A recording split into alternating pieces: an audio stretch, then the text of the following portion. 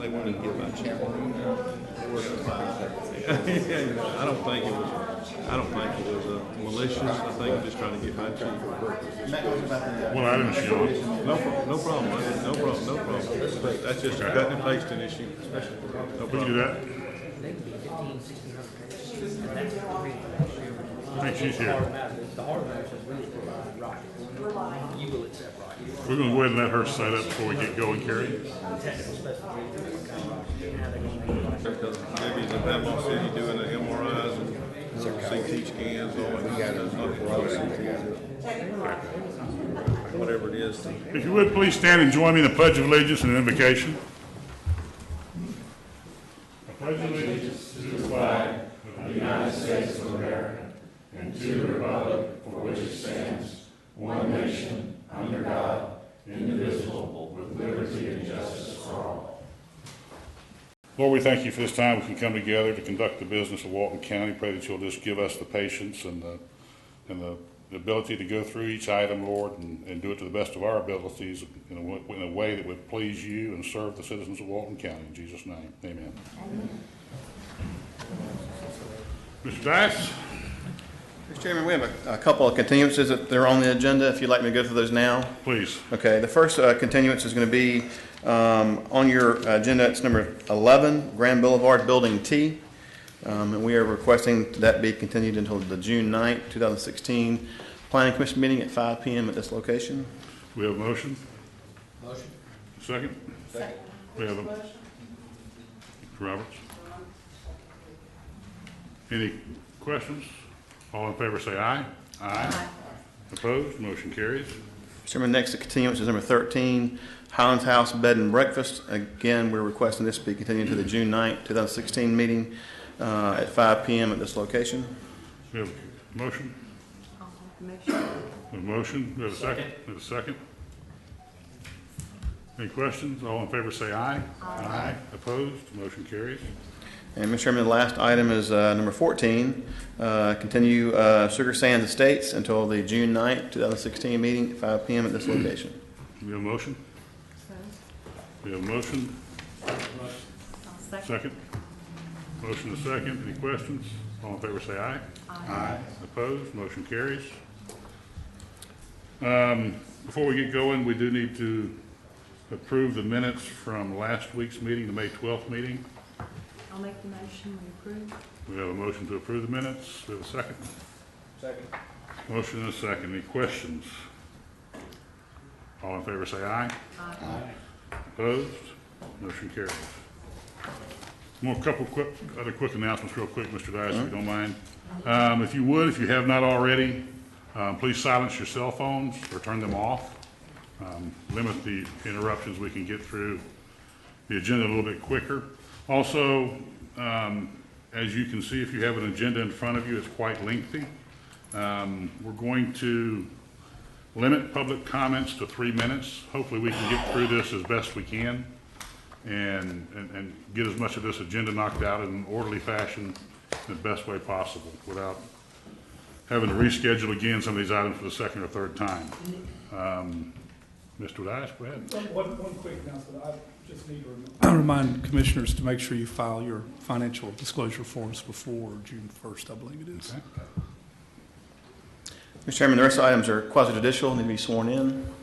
Anyone who anticipates testifying before the board on any item on the quasi-judicial docket, would you please stand and raise your right hands? Do you solemnly swear or affirm the testimony you're about to give before this board will be the truth? I do. And if you would, when you come to the podium, will you say your name and spell your last name? That's helpful to us, and let us know that you have been sworn. Thank you. Mr. Dice? Mr. Chairman, the first item on our agenda is Arnett Farmers Market. I'll ask Tim Brown from our staff to brief the commission on this application. Good evening. This is a major development order application submitted by ECM requesting approval to construct a 20,000 square foot commercial farmers market on 9.77 acres with a future land use of light industrial. It's located on the west side of County Road 393, approximately 1,500 feet south of the U.S. Highway 98-393 intersection.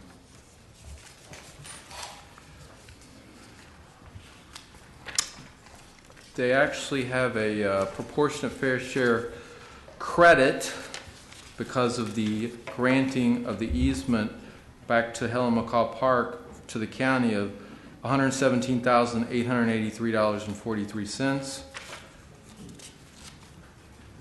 Unless other evidence is presented to the contrary, it is consistent with the Walton County Land Development Code and Comprehensive Plan. We would like to add one additional condition on their landscape plan. They show the landscaping narratively. We'd like them to show it graphically prior to the county commission meeting.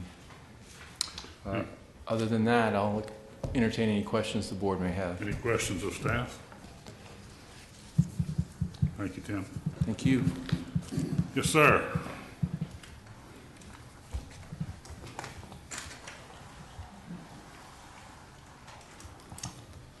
Daryl Barnhill, last name spelling Barnhill, with ECM Engineers, representing the owner, Toy Arnett. Mr. Talty, would you pull that exhibit a little closer where they can see it? On or about October 15th, 2015, we submitted this application for a 20,000 square foot farmer's market. After review by the county engineering department, they came back to us and noted this was an area of critical stormwater concern. So consequently, we've redesigned the project to attenuate the critical event of a 100-year storm. And I wanted to spend about a couple of minutes to go over that because there's been some questions about that in the past. The County Land Development Code and Comprehensive Plans requires that we go through a minimum of 2 steps. The first step is look at existing conditions of the 100-year storm and how much water and at what rate is that water leaving the site currently with no development. So what I've done, I've prepared a short graphic here. So we looked at the different events of a 100-year storm. So as it exists, if we look at a 1 hour, 100-year storm, there's 6.7 cubic feet per second leaving that site into the mosquito control ditch if we didn't do any development. Now what we've done, we've taken that, and then let's go right on down. 2 hour storm, 7.9 cubic feet per second. 4 hour storm, 6.5 cubic feet per second. 8 hour storm, 8.3 cubic feet per second. And a 24 hour, 100-year storm is 3.06 cubic feet per second. That's how much is currently going into the north mosquito control ditch if we don't do anything. That's the current conditions. And so the requirements of the Comprehensive Plan and Land Development Code required that we construct adjacent ponds, swales, and other stormwater retention devices to ensure that we do not discharge into that mosquito control ditch that amount. We have to stay at that amount or less. In my graphic, I wanted to point out that in for example, the 1 hour, 100-year storm, currently the 6.7 cubic feet per second. After our water, after we built these huge ponds and huge swales, and all the water goes into that and it's contained, attenuated, we're only discharging 0.26 cubic feet per second. And so we have got an improvement of what exists of 6.51 cubic feet per second of after we build these huge ponds and swales than what currently exists. So there's less discharge after we get through than what's there now. And so we've done that through, you can see this little graphic here, pre versus post. We ran this, submitted it to your county engineers, and they were satisfied that after we build the ponds and swales and pipes and inlets, etc., there will be less CFS into that north mosquito control ditch than what there exists now. And so the net stormwater will be an improvement. The owner has spent tens of thousands of dollars to purchase wetlands through the credit bank system to take those wetlands and construct retention ponds to comply and improve the stormwater out there. And so with this, we've met all the conditions of your county engineer's comments. We accept unequivocally the condition of changing the narrative into the graphic that the staff mentioned, and I'll be glad to answer any questions that you may have on the project, but it meets or exceeds all of the county's land development code, comprehensive plan requirements. Anybody have any questions? I just have one. It is an easement that's going to be given to McCall Park, is that correct? Yes, So in the future, we could use that as a road to go to the park off Yes. of 393? yes. That's very good. Not often you see an improvement in stormwater runoff after a development is completed either, so just a comment. Anybody else have anything for the applicant? Okay, thank you. We have one person who signed up to speak, Mr. Jamie Forbes.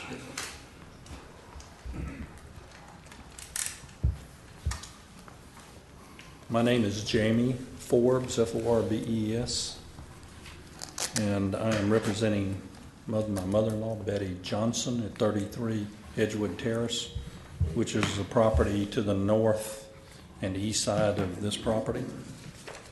Did they get this? Okay. So you have a couple of things you have one thing in your packet I sent in to Tim yesterday because I was trying to shorten this as knowing that we were continued twice, and so the applicant was continued twice. As a small note, and I have copies if you'd like to see it, when the notice was sent out by Barnhill, it showed and reflected a site plan that is different than the site plan that is being applied for. And the site plan that is currently up, and maybe if you could pull it up, it would show the temporary access road. Okay. No, that one doesn't show the temporary. There was one in the file that showed a temporary access. Is that temporary access still going to be put in? Yes, it is. Okay. And it will be You still want the temporary? Okay. temporary. There's a temporary access that's being put in on the northeast corner on 393 because the new road is under design by the county. So in your little package, there's a comment about these. And the first one is the drainage. What we are asking for, and based on a conversation I met with the engineer from Preble and Rish and Tim last Thursday, or whatever, the day before the last meeting. Currently, there is one of the things in the plan does not show a pop-off that was built by the mosquito control and popped off into the north ditch, and that little pop-off is basically to help drain the wetlands to keep the mosquitoes out. That pop-off drains into a ditch that is private property. It is not a mosquito-controlled ditch. There is no easement for that ditch on that property. So it's okay. Nobody's here to complain about it. We just want you to know, and we appreciate what Barnhill has done to design a system that attenuates the water and makes it a little less than what it is. What I'm here to talk about is the drainage that drains now into the ditch and the future drainage and the fact that the road is being built. And if the north, in discussion with the engineer, if the pop-off were turned and headed south, it would come around and in through the wetlands that are still going to be in place until the Helen McCall Park Road is put in, and then it would pop off into that ditch. That ditch is being designed to go down Helen McCall to the east and turn north on 393 to an existing ditch. And all we're asking is that the pop-off go to the other side of the system, because the mosquito-controlled ditch hopefully is going to be useless in the future if we get rid of some of this water. That ditch currently flows and splits in the site about halfway into Edgewood Terrace, goes west, north, and west again. The rest of the drainage turns and goes east to 393 ditch, comes up into the property of Betty Johnson, and then drains across her property and across the entrance to Edgewood Terrace. It then goes into the lake, then goes back into Shannon Drive, and then goes across the church property and out through Mall Drive and across the storage facility there on Mall Drive, owned by Steve Dugas. All we're saying is plan ahead, use a little bit of sense. The engineer said, I probably should have caught this in the process. It won't hurt anything, and it should not increase the applicant's cost to redirect the water to the south instead of to the north. And that way, when the road is built, it will drain into the 393 ditch. The second one is transportation and the drainage, and it's related to the temporary access. Did you find that, Roland? It's on the site, but it's not on there. Okay. So if you go back to the site plan, and we discussed in our meeting that there is a 15-inch culvert being put in that temporary access. That 15-inch culvert is going to back water up, and that's okay, and hopefully we don't get a 100-year event. It should hold it, but I think the discussion is about what happens with the water going down the 393 ditch where it hits the intersection of 98 and 393. The east side of that road drains because there's massive culvert and drainage systems. The west side does not drain, and in the last event, the Hancock Bank and everything all the way back up to Edgewood Terrace got water. Ms. Johnson has been removed twice now by the sheriff's office in boat. And the other people in that subdivision are locked, and they can't get out. So we're hoping in the discussion, and we've had this discussion with the church, with Steve Dugas and others out there, that this redesign will certainly help. But in that case, this temporary access, if it is temporary, we're just asking that you put a stipulation into the system that says that this temporary is going to be removed in a reasonable amount of time and not be a permanent access to this property. Let me ask you this. Yes, sir. If they don't have any control over when that road is built, how long would you propose a temporary access being allowed? Till 180 days after completion of the construction. Can you penalize the person building the project because the county hasn't built a road? No, sir, I said after completion of construction. Of the roadway. Of the road, of the Helen Of the McCall roadway. Park. Of Helen McCall Park. Okay. And that way, that site plan shows access on what I'll call the Helen McCall Park Road. Mm-hmm. And that access is the one that was sent out in all the previous notices. And if in fact, and it's left on the site plan that has the temporary access, it's left as a place to access. And if the county constructs a road, then it should be incumbent to go ahead and connect back up to the parcel. And then you have this 15-inch culvert. Then I don't know, I'm not an engineer, but I would think that once that water all starts running to 393, that 15-inch culvert's got to come out anyway. Because you're going to have all the water from Helen McCall Park Road that eventually pops off into the 393 ditch. Okay. And so all I was asking is that after completion of the construction of the Helen McCall Park Road, that there be a time limit put on removing that temporary access. The property that Ms. Johnson owns has been approved previously for 14 or 15 lots, and there was a stipulation they could not access 393 from that 2-acre frontage on that piece. So it makes sense. It limits the amount of access to the road. The last one was a landscape buffer, and Tim has already addressed it as a stipulation. I would further like to request that the planting be placed on the north zone and that it shows the proper buffering, not just that they put a plan back in, but they put a plan back in that meets the land development code. Okay. Okay? Other than that, we have no objections to the project. We look forward to seeing it there. Thank you, sir. Is there anybody else that wishes to be heard on this project? Mr. Barnhill, would you like to respond to any of that? Sure.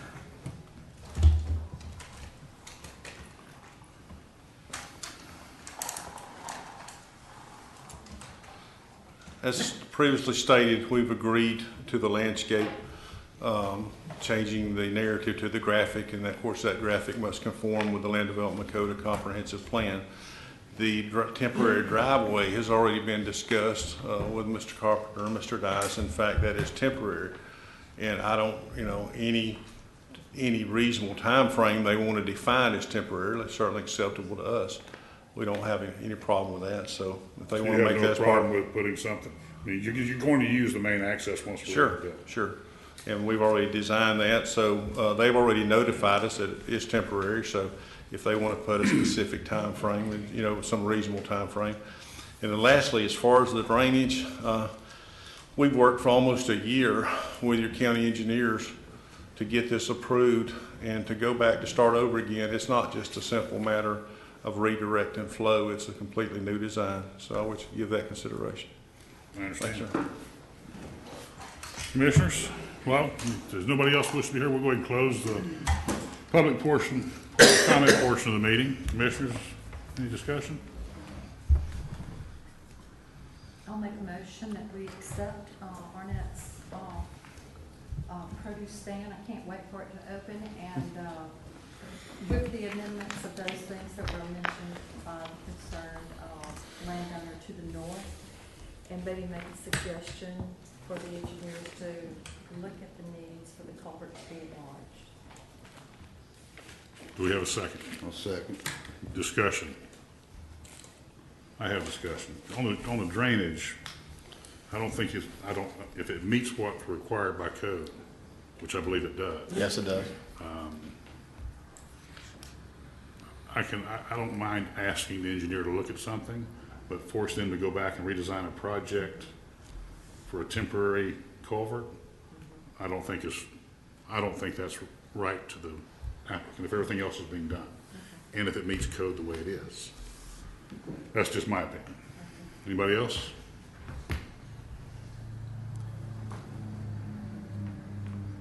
So the motion is to accept with the stipulations of the staff report and what was the other second? Recommendations?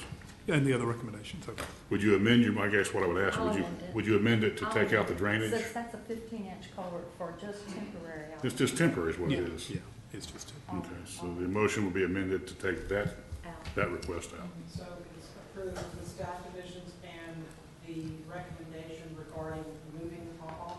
Right, that will be taken out. And what about a time limit on the temporary road, 180 days? Taking out moving the pop-off? Right.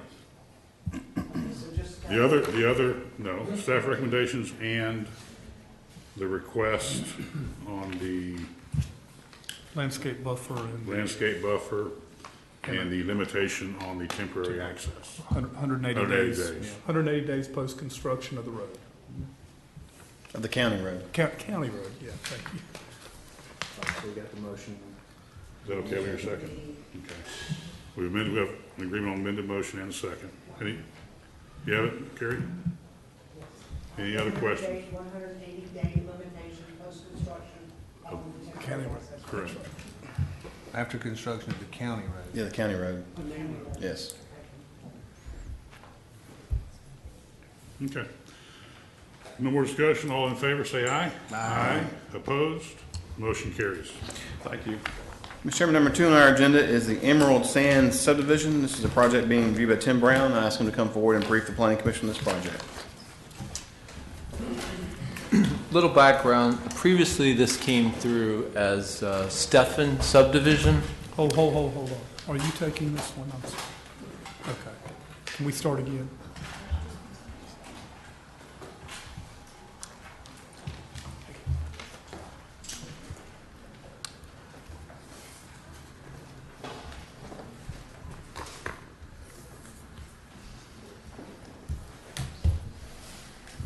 Okay. Previously, this came through as Stephan subdivision, which was a 6-lot request with access off of West Park Place and access through the 66-foot easement to the north. When that got to the county commission, it was denied. So they've now come back with a new proposal. There is a error in the staff report. It should say 7 lots, not 8. They're requesting 7 lots. And all the access will be off of West Park Place. The 66-foot easement, which they have 33 feet of, will be untouched to the north. Initially, when they came in, they were putting some of their drainage into that easement. That's when it was 8 lots. Public Works reviewed it and basically said, no, you can't put your private stormwater in our public easement. So when they removed it, they're doing the 100-year storm because it's in a closed basin. They lost a lot. So now it's a 7-lot request. It's located on the north side of West Park Place, approximately 160 feet east of the intersection of South Orange Avenue and West Park Place.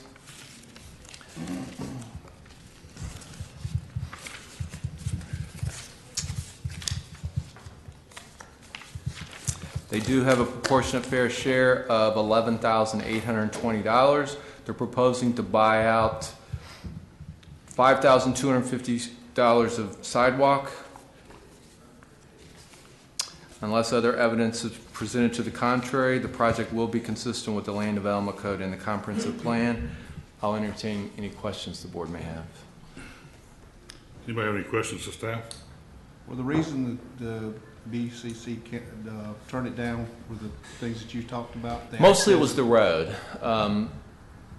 One of the commissioners didn't like the road because initially it was in their portion, the 33 feet. When Public Works reviewed it, they said, well, it's 66 foot, so put it in the middle of the 66 foot, line it up with Pompano across the street, so it became East Pompano Street. But when it got to the commission, they didn't like the road, they didn't want the road, so they denied it. When was that, Tim? You know, I had previously wrote the date down, but I didn't write it down today. It was, I think it was in November. It was late last year. It was either November or December. It went to the county commission. Okay. Oh, August. Well, Okay, it's in here, August 11th, yeah. oh, I did put it in there. Yeah, you did. I just need to read before I ask you a question next time. Well, and I thought it was in there somewhere, but I didn't see it. August 11th, yes. Okay. Any other questions of staff? Thank you, Tim. Thank you. Good afternoon. I'm Terrell Arline, A-R-L-I-N-E. I'm here this afternoon. A-R-L-I-N-E. Here for David Theriak. He's on vacation. So you don't look anything like David. A little less hair. Just introduce, Dean Burgess is here. He'll present the specifics and answer any questions you have in the client. Mr. and Mrs. Stefan are in the back in the room. We're just here to seek your support for this redesigned Emerald Sand subdivision, and we're okay with the conditions that staff's put forward. We'd stand on the staff report that's before you. Specifically note there's a compatibility analysis in there that was done by the clients, and we'll address the issues that are required in the code for compatibility, and there's a redesigned site plan in there that shows how we restructured the project to address the concerns the last time it came forward. Okay. So if you don't have any questions, I'll turn it over to Mr. Burgess. Thank you.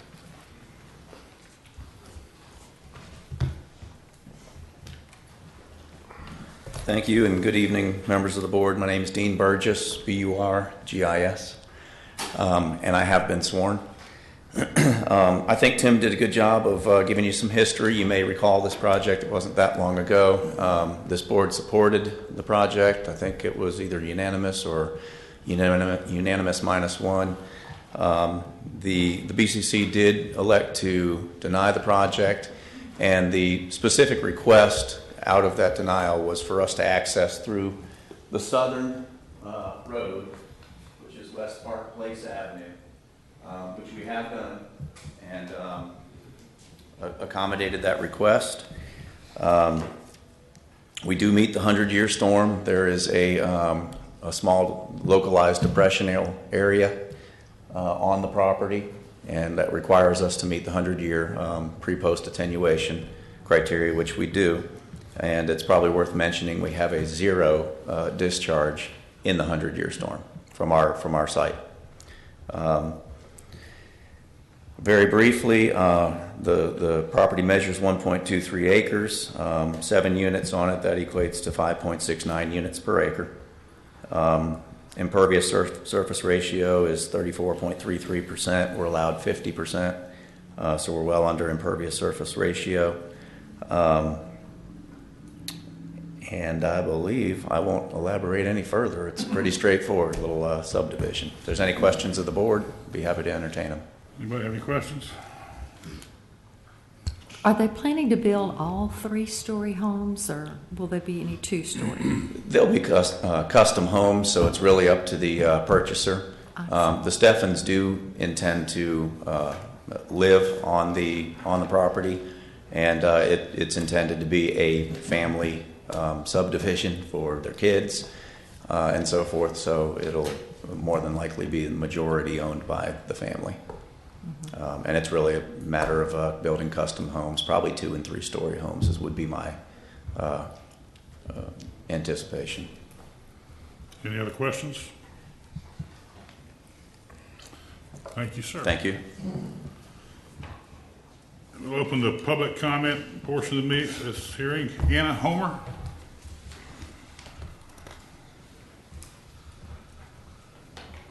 It's Hamer, Anna Hamer, I'm Hamer, sorry. Hamer. I have some handouts for you.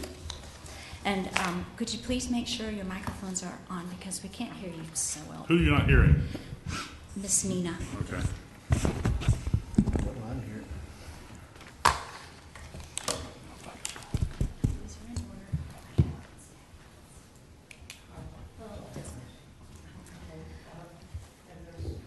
There's one for you and one for each one of the commissioners and one for... Are you asking that the Davis. commission accept this into evidence? Yes, please. Mr. Arline, do you have any objections? Have you seen it yet? We've just seen it, but I don't have an objection. Okay. Hearing no objections, I'd recommend accepting them into evidence as objector's composite exhibit number 1. Accepted. Thank you for allowing me to speak. I'll pause a moment while you get your copies. This proposal for a subdivision in our neighborhood has several issues that need to be brought to your attention. Is there a survey, Mr. Brown? Does the survey show the easement at the north side of the property? I believe so. I don't have the list. That's very important. Staff report, there is a yellow bag showing existing conditions that shows 33 feet. I don't think your microphone's on either. It does show the easement? Yes, it does show the easement on the first page of the civil plans Thank attached to the staff report. Thank you very much. Okay, the easement that's at the north side of the property has not been abandoned by the county. They have not requested an abandonment for the easement. I have a question.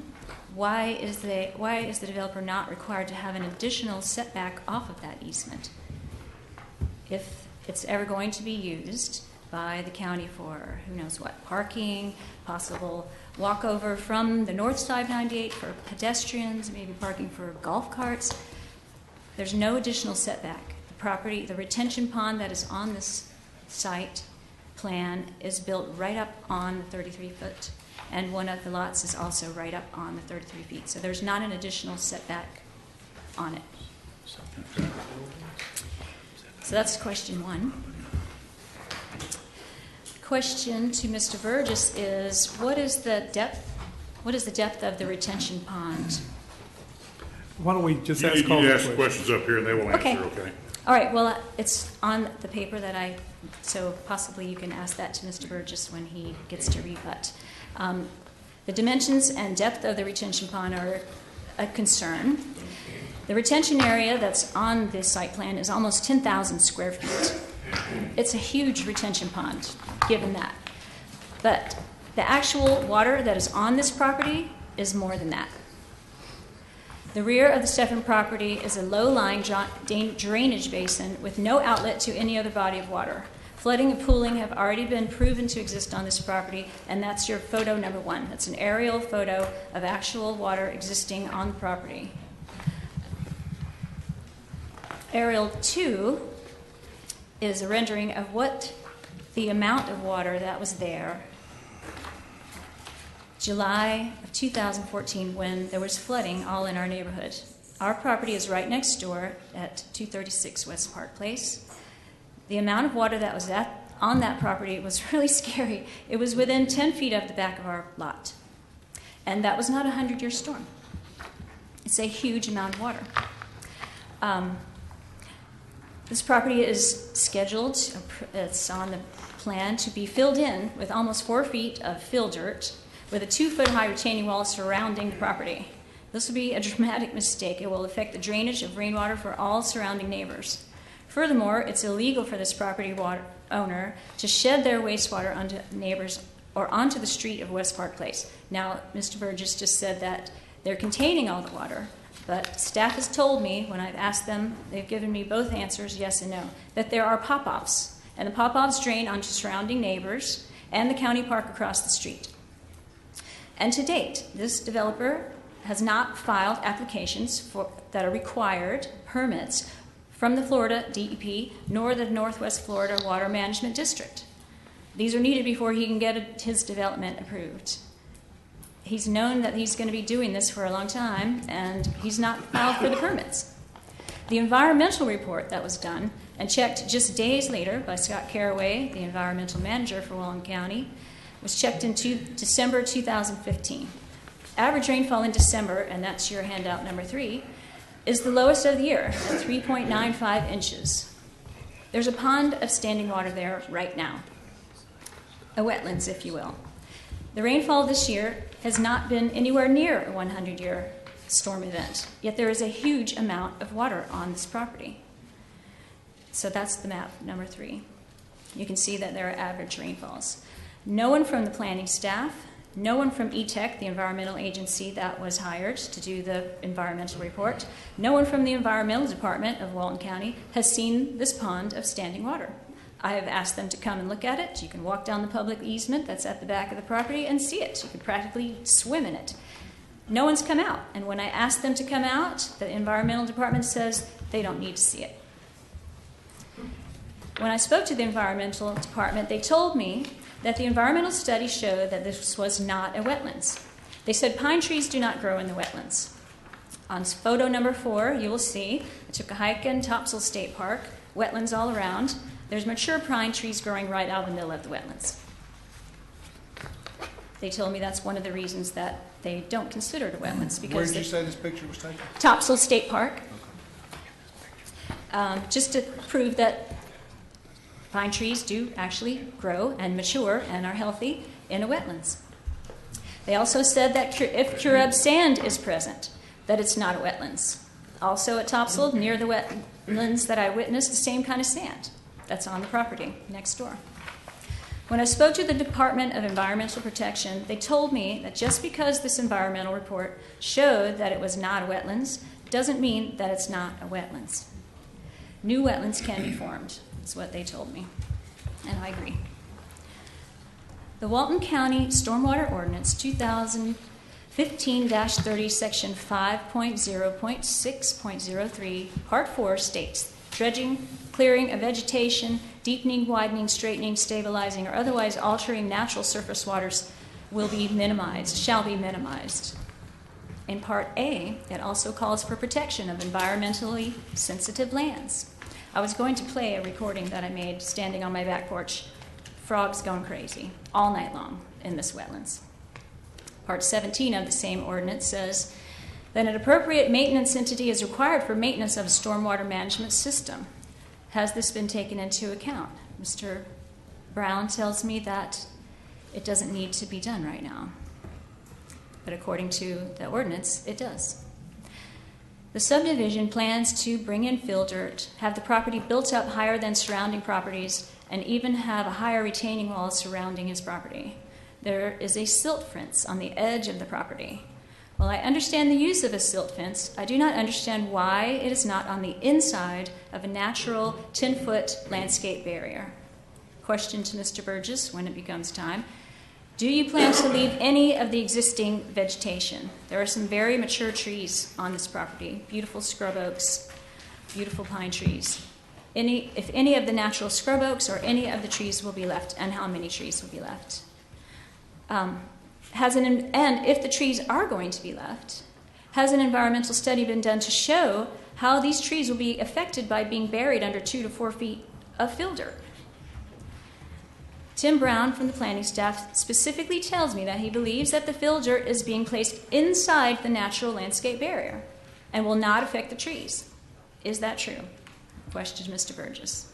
The retaining wall is also at the very edge of the property. This does not seem very environmentally sound. The existing trees are planning to be buried under 2 to 4 feet of dirt, if the trees are being left. If the answer is no, and that no existing trees will be left, then this property will be raised and scraped of all natural vegetation. This is not good for our neighborhood. We have enough subdivisions in our neighborhood that have done just that. All the trees gone, concrete coming in, pavers coming in, roofs and all of that. We need to preserve as much of the natural vegetation in our neighborhood as we can.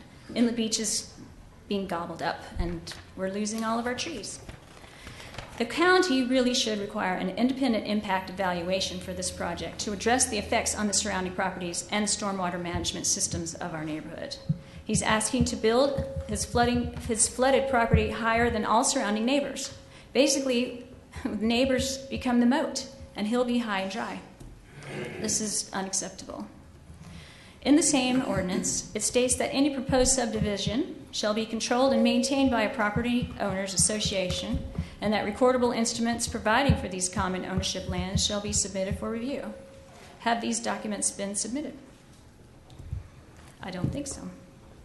Then there's the question of the size of this lot. Each time it has been reviewed and the notice sent to us, the size has changed. And even tonight, staff has told us that what they've asked for is not what is on the paper. Why this is important is because the density is determined by the size of the lot, how many he could build.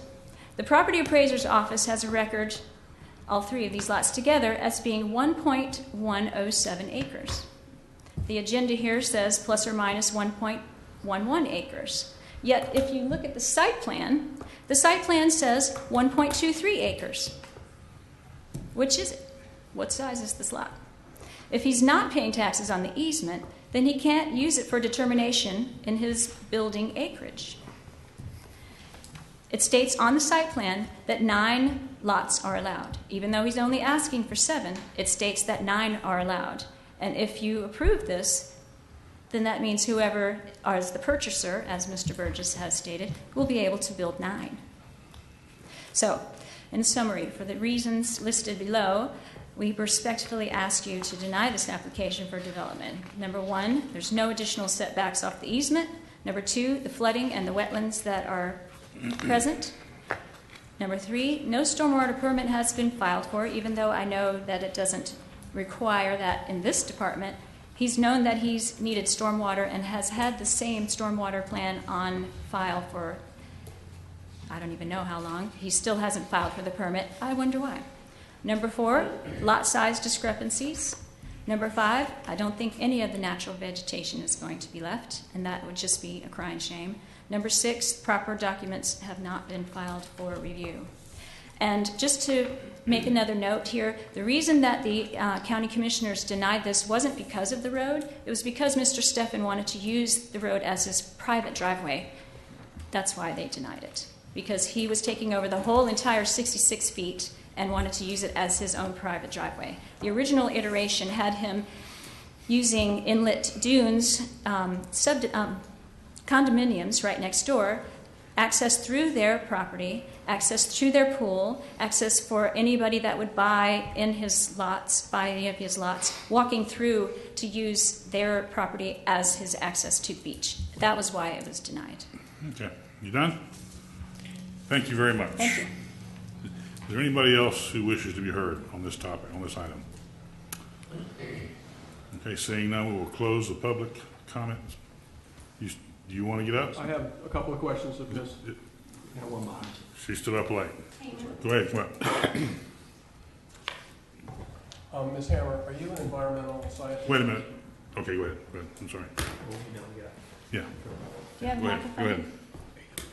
I'm not an environmental scientist. Okay. I'm an artist. Anything else, Mr. And did you submit the comments that you made tonight to the county during the review of this process? I have written several letters to Mr. Brown. And did they respond in writing to each of your issues? No. Okay. I have nothing further. Okay, thank you. Thank you. Ma'am?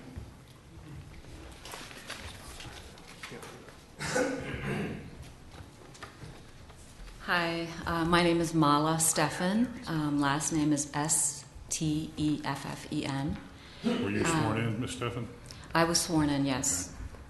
I just wanted to say that my husband and I have been trying to get this done for the last 3 years. It's going to be our home, and I wasn't planning to speak, but when Ms. Hamer said something about nobody's come out to look at the pond or the lake or the standing water, it's because there is none there. So that's a good reason for it. Thank you for listening to me. We've tried to cross every T and dot every I, and we'll continue to do so, and we appreciate your consideration. Thank you. Thank you. Okay, we'll go ahead and close the public comment portion of the meeting at this time. Dean, you want to respond? Sure.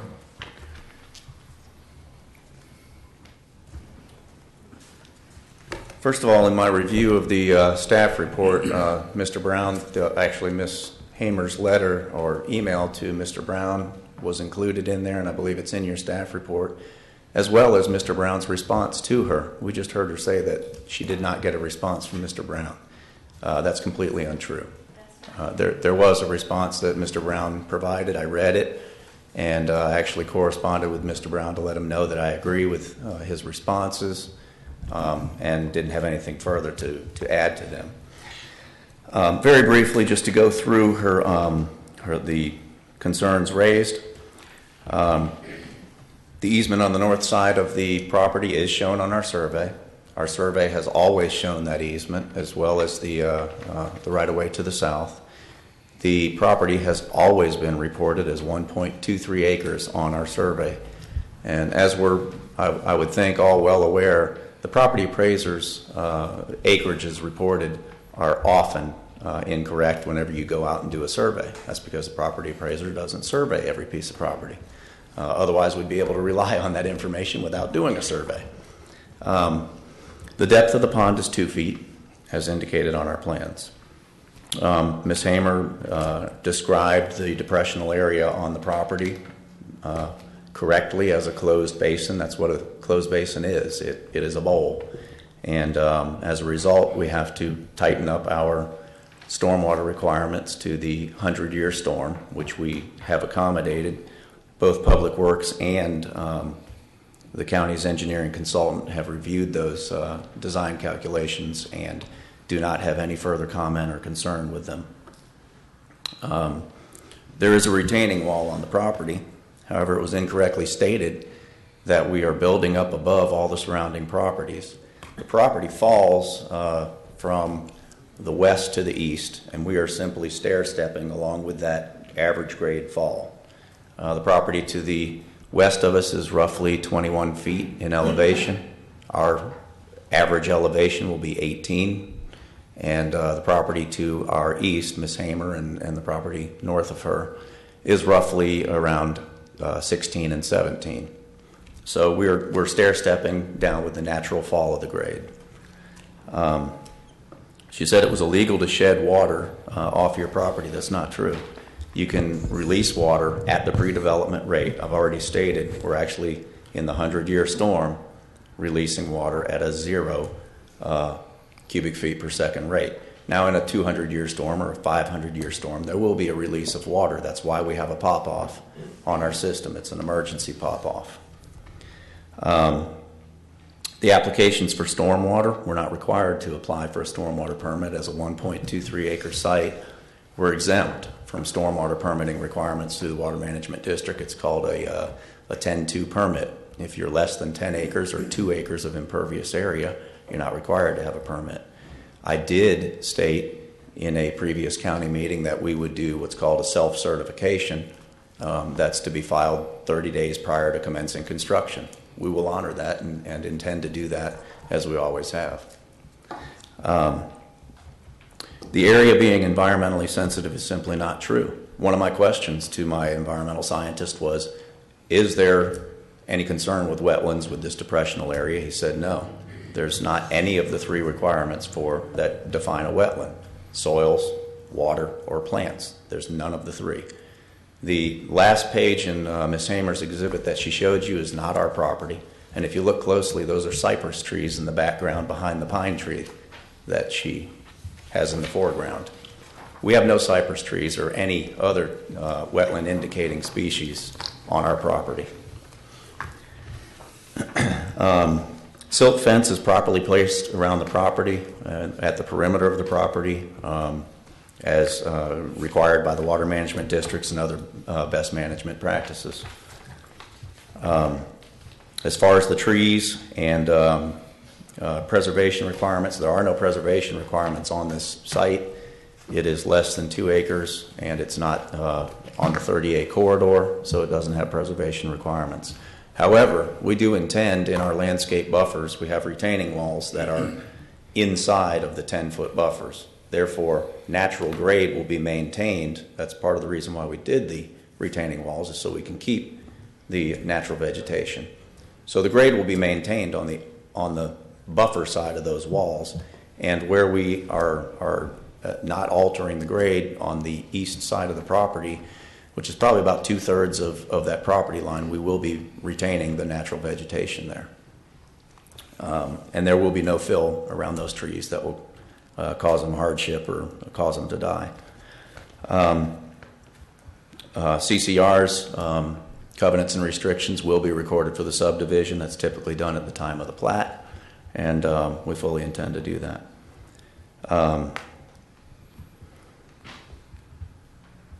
I believe that's all the comments that she had that are under the purview of this board. I'd be more than happy to elaborate or answer any unanswered questions that you may have. Anybody have anything? Yes, sir. And there's the easement is shown, but I don't see a setback, and it should be a 15-foot rear setback. Well, setbacks are measured from the property lines, and the easement is owned fee simple by the Steffens. And the setback is from the property line, which is within that easement. We obviously can't build in the easement, so our setback is to the easement line. Well, I notice on the south side, the easement starts the setback starts from the easement. That's a right-of-way, if I'm not mistaken. To the south is a right-of-way. Okay, now if a road were to come through here at some point, then there would have to be a setback off of that. I don't anticipate a road, in light of our experience with the Board of County Commissioners, I don't anticipate a road coming through here. Understood. No? I just have a question. How large are the lots going to be? How many feet across in depth? They vary, but on average they are 40 feet by 80. So that's not unlike the subdivision that's been installed on the other side of West Park Lane. I believe you're referring to Pompano Place? Right. Yes, ma'am. About that same They're size. in the same neighborhood as that. And from that standpoint, we've got obviously the condominium immediately adjacent to us to the west. That's 18 units per acre. Right. Yeah. I was just asking. All right. Any other questions for the applicant? Just one other question. And I understand that you could theoretically get up to 8 dwelling units on this property? 9. 9, okay. Yes, sir. Okay. But you're intending to do 7. 7. That is what this proposal is for, is 7 units, and it'll be platted as 7 units. Anything else? Thank you, sir. Thank you. Commissioners, you have any questions for staff? Or all right, any discussion? Yeah, I'm not particularly fond of this this arrangement. I think there would be other ways to do this that would front these properties on the street. I'm not going to require anybody to do that, but it's just, I don't think this is working too well. Right. Do you agree that it meets the code, I guess? That's the important thing. But I think the issue is if you had a building code, you try to build a building in excess of the building code. Mm-hmm. And if you've got an LDC and that kind of thing, you're trying to build to less than that. And I think what we're doing is we're maxing things out a bit too much here. I don't know, they got 2 less units in there than they could have, so it's always nicer when they go in less density than they, can put in. That's true. We have a motion. I'll make a motion to approve. Do we have a second? Second. We have a motion and we have a second. Is there any further discussion? All in favor say aye. Aye. Opposed? Nay. Motion carries 4-2. Nay. Mr. Avery. Mr. Chairman, number 3 on our agenda is the Surf Song Estates. Tell you Again, what, before we get to this, can we take like a 5-minute break? Yes, sir, She can absolutely. take her stuff apart and we can come back. If I understand this correctly, this is where that lady lives presently, right here. Yeah. Okay, and they're gonna have an entrance here and an entrance there, or just an entrance Just an here? entrance down there. Yeah, the original plan had them actually put them here, and they had a road all the way around. And the commissioners didn't want, essentially the commissioners would have had to open, the county would have had to open up this 66 feet. With actually a recommendation to. Is there any chance that the commission sent it back? I'm glad that we didn't approve that. Because this parcel is non-developable, because of its size. It's Little trailer up there. Yeah, so. But, this is fictitious, that's not really there. It's an artist rendering. She drew it up this way. Okay. So this is their existing home that they live in now, the owners of all this, and so they're gonna just bring a radio like that. I'd like to think it's for their family and that they are just gonna have 7 lots. There's, similar like this.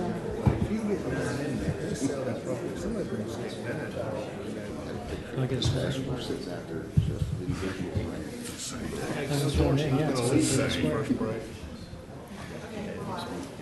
Okay, we'll go ahead and call the meeting back to order.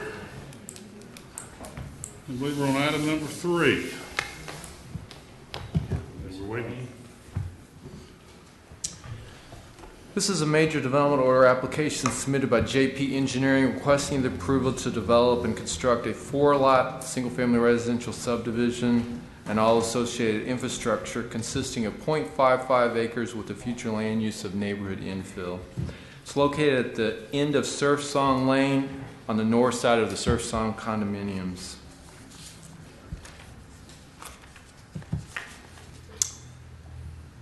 They do not have any proportionate fair share requirement. They are proposing to buy out 144 linear feet of sidewalk, which would equate to $4,320. Unless other evidence is presented to the contrary, this project will be consistent with the Walton County Comprehensive Plan and Land Development Code. I'll entertain any questions the board may have. Anybody have any questions of staff? All right, Tim, thank you. Yes, sir. My name is Tracy Jernigan with JP Engineering. That is spelled Jernigan, and I have been sworn. As Tim said, this is a small 4-lot, single-family residential subdivision. It's nestled in between condominium property to the east, multifamily to the south, and single-family residential to the north and to the west. The density allowed for this parcel is 8 units per acre. We're providing 7.3. The stormwater management system that we have designed retains the 100-year event. It is a closed system, so we do retain the 100-year critical event prior to any discharge. We have 0 discharge for that. We believe it meets all of the requirements for the Land Development Code and the comp plan. So in the interest of being brief, that's it in a nutshell. And you're almost my new hero. I heard rumor of the 3-minute rule, so we're just trying to keep it brief. Well, we try to get there if we can, but not for presenters, so, or for the applicant. Right, if anybody You has have any questions for the applicant? All right, we'll open the public portion of the meeting. We have one person who signed up to speak. Clark? Oh, that's you? Anybody else wish to be heard? Seeing none, we'll close the public portion of the meeting. Commissioners? Any discussion? Any questions? I'll make a motion that we accept. Second. We have a motion and we have a second. All in favor say aye. Aye. Approved. Motion carries. You are the man, sir. Thank you. Thank you. Chairman, next item on the agenda is the Dr. Patton Primary Care South. Again, Tim Brown from our staff. This is a major development order application submitted by McNeil Carroll Engineering requesting approval to construct a 4,860 square foot medical office building with attached leasable office space on 0.86 acres with the future land use of VMU. It's located on the south side of US Highway 98, east of Hunters Road and west of Don Bishop Road. This went before the Design Review Board at their meeting on May 5th, was approved unanimously at that meeting. They have a proportionate fair share contribution requirement of $69,790. Unless other evidence is presented to the contrary, the request will be consistent with the Walton County Comprehensive Plan and Land Development Code. I'll entertain any questions the board may have. So the DRB had no comments or no concerns? Actually, the only concern they had, they liked the way the sign was going to be placed on the building, but actually under the Chapter 13 regulations, it cannot be placed in that location. So they indicated, they actually liked it, the DRB liked how it looked, so they indicated that they're going to apply for a deviation since the board liked it. But other than that, no, they didn't have any comments. Okay. Any questions of staff? Thank you. Thank you. Yes, sir. Good evening, Robert Carroll, McNeil Carroll Engineering, 17800 Panama City Beach Parkway. I have been sworn in. Hopefully the young man before me is setting a trend. We can be fast and quick. We are proposing a medical office on Highway 98. 800 square feet of that will be a leasable office space. Won't be all medical office, but pretty straightforward. So far everyone has approved it as we're moving forward, and hopefully you'll have the same result. Thank you. Any questions of him? Yes, sir. Just off out, what's the total square footage of the building? 4,860. Okay, so just 800 of it being all leasable space. Okay. Thank you. Anybody else? Thank you, sir. Thank you. Are there any members of the public that wish to be heard on this project? Nobody? We'll go ahead and close the public comment portion of the meeting. Commissioners? I'll make a motion we accept. We have a motion. We have a second. George. All in favor say aye. Aye. Opposed? Motion carries. Thank you. Mr. Chairman, next item is number 5 on your agenda, Electric Cart Company. Again, Tim Brown. This is a major development order application submitted by Bell Engineering requesting the approval to develop 13,900 square feet of sales/service space in 2 buildings on 1.09 acres with the future land use of VMU. It's located at 5426 US Highway 98 West. This went before the DRB at their May 5th meeting, was approved unanimously, but it also included a color and building material deviation for the building. That was granted? Yes. Okay. Yes, both deviations were granted, and then the project itself was granted. They're going to a blue. That's not an approved color, and they're going to a building material. It's one of the more recent hybrid metal, interlocking metal building material. So it's not currently in our code because our code is kind of behind the times on some of these new building materials that are coming out. But both of those were approved along with the project. They do have a proportionate fair share requirement of $15,100.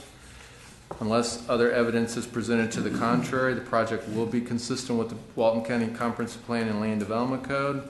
I'll entertain any questions the board may have. Board, any questions, staff?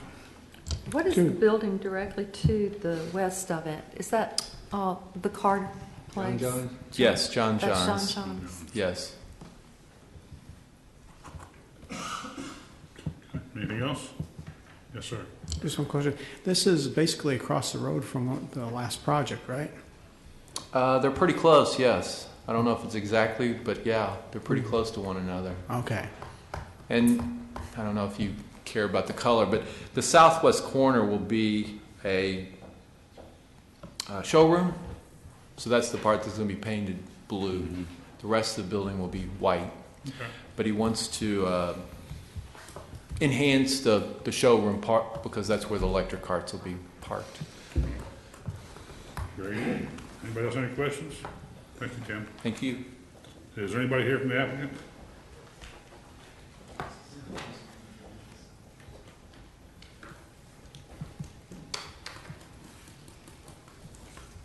My name is Tom Waldrop, W-A-L-D-R-O-P. I have been sworn. This is a family, electric car company is a family-owned, family-run business. And we've been blessed with being able to grow this business in Walton County. We have another operation up in Defuniak Springs. It's family-owned, and we would just appreciate your consideration of this to help us keep up. Thank you. Thank you very much. Appreciate you being here. We'll open up the public comment portion of the meeting. Is there anybody who would wish to comment on this project? Seeing none, we'll close the public comment section of the hearing. Commissioners? I'll make a motion, we approve. We have a motion, we have a second. Any comments or all in favor say aye. Aye.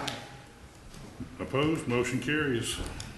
Mr. Chairman, Just real quick before you get going, I want to note something. We've gone through 3 items in less than 10 minutes. Did you keep it up? I hope you didn't. But now we got a lawyer here, right? It's over. It's over. I should have kept my mouth shut. I know that. Mr. Chairman, number 7 is Southern Pine subdivision. This is a project, major development way application. Wait a second. I'm sorry. Tom Thumb. Trying to get ahead of myself, so Tom Thumb. Again, major project by Tim Brown. Ask him to come up and brief the board.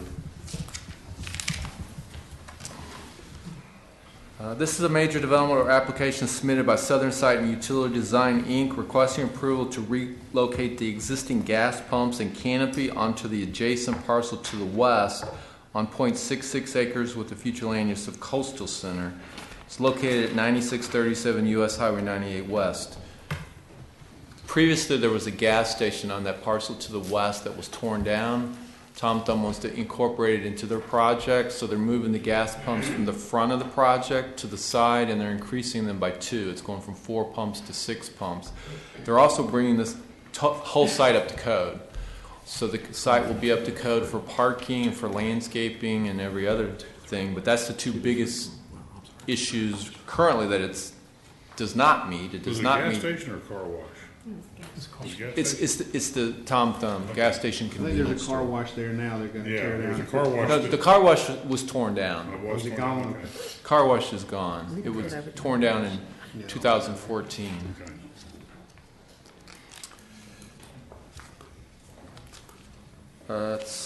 They do not have a proportionate fair share requirement because the gas pumps won't increase traffic rather. Unless evidence is presented to the contrary, the project will be consistent with the Walton County Land Development Code and Comprehensive Plan. I'll entertain any questions the board may have. This did go to the Design Review Board at their May 5th meeting and was approved by them unanimously. No comments or? No, not really. One thing I pointed out was they're painting the canopy, instead of their corporate colors of red and silver, they did Munsell approved colors. I mean, they'll still have their red and silver logo, but as far as the color of the canopy, they went with an approved color as opposed to asking for a deviation, which they would have had to do if they went with red and silver. Okay. Thank you. Anybody have any questions for staff? All right. Yes, sir. Thank you, Mr. Chairman. My name is Will Dunaway. I'm the attorney representing the applicant.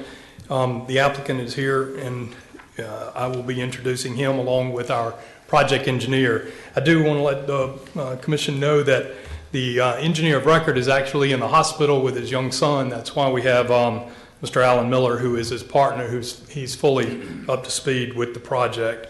I want to take the opportunity to introduce into evidence the first 3 exhibits of which you have in your package. That would be or you should have in your package, the staff report, which would be exhibit number 1, the Preble Reach memo to Mr. Tim Brown as 2, and the site landscape and grading plan Mr. as Dunaway, 3. if they're part of the staff report, we they're don't already need, in they're Okay. already in evidence. Well, good. I just want to make sure that was, I just want to make sure, great. And then,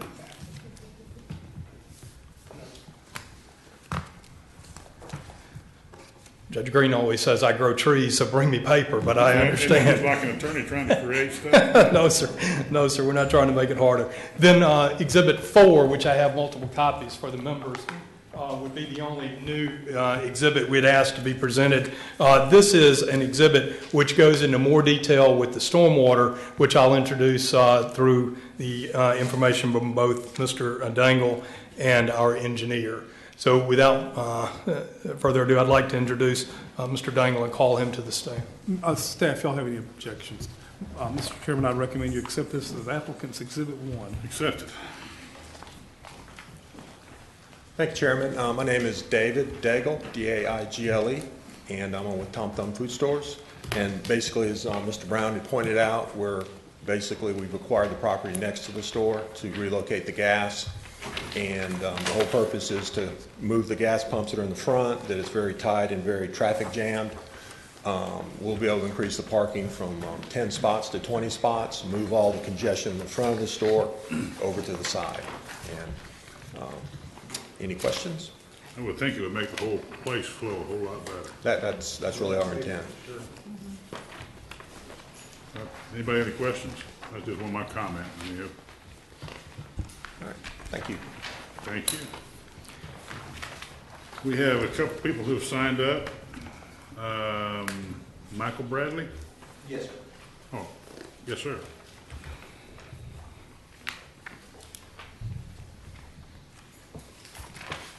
Mr. Bradley, are you sworn in? Yes, sir. Okay, and please spell your last name for clerk. B-R-A-N-T-L-E-Y.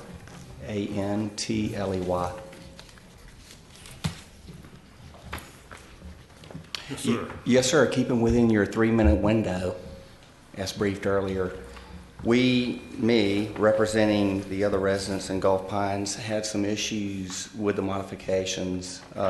We've worked with the engineer and management and have really come together to make the modifications acceptable to all parties involved. Next slide. Here's what we looked at.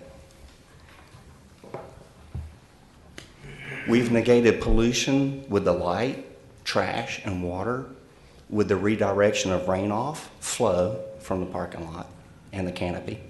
We also have a fence that'll go in, that's on the drawing that you have, and additional trees between us and the residents blocking the canopy and the lights that you directed or the commission accepted be recessed. As a whole, I think Gulf Pines is excited about it. We're all fans of Tom Thumbs, and we have nobody with any residue or reservation about the modifications for store number 116. Next slide. Can't really zoom in, but sir, if you look to the south, there's an exit flow point there. You see the addition of the trees and the elevation. The modification there, the solid fence along that border, and that's what we negotiated with management and the chief engineer. So within that 3-minute window, I just want to say that we all concur with the modification. Okay. Very good. I appreciate it. Thank you, sir. That's the kind of cooperation we need. Makes things go pretty well. Anybody else? Let me see. Alan Miller? Okay. Mr. Miller's our engineer, Okay, unless there are questions. David, that's it. Anybody else wish to speak on this item? Seeing none, we'll close the public portion of the hearing. Commissioners? Make a motion, we approve. Just one question. What's our demolition plan? Demolition. You know, the existing conditions with the, where the pumps are now? The plan would be to, I need to go up there? Yeah, please. Would be in Exhibit 3. We would construct the new gas canopy over on the west side of the store. And then once that's constructed, and then we would tear down the old canopy. And then we're planning on doing it this fall. I was just curious if there was an existing condition plan. And the car wash has already been torn down. Yes, yeah, car wash was torn down in 14, I believe. And just so we're all clear, building is currently an existing non-conforming use, is that correct? An existing non-conforming building? No. It's not a non-conforming building, but they didn't meet all the requirements like landscaping and parking. But they will in this plan? They will, yes. Okay. All right, anybody else? Any other questions? I'll second it. Okay, we have a motion, we have a second. All in favor say aye. Aye. Motion carries. Mr. Chairman, next item on our agenda is number 7, Southern Pine Subdivision. I'll ask Matt Carpenter from our staff to brief the board on this. Good evening, Commissioners. Matt Carpenter for Planning Staff. This is a major development order application submitted by Core Engineering requesting the approval to develop 37 single-family lots on 9.98 acres with the future land use of low-density residential.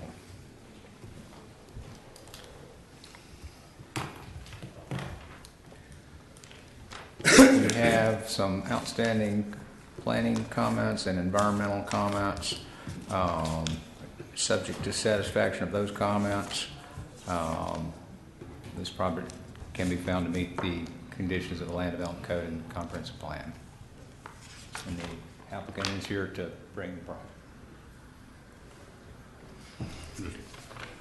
Go ahead, sir. Good evening, Commissioners. My name is Ed Stanford. I'm with Core Engineering and Consulting. I have been sworn in. Last name Stanford.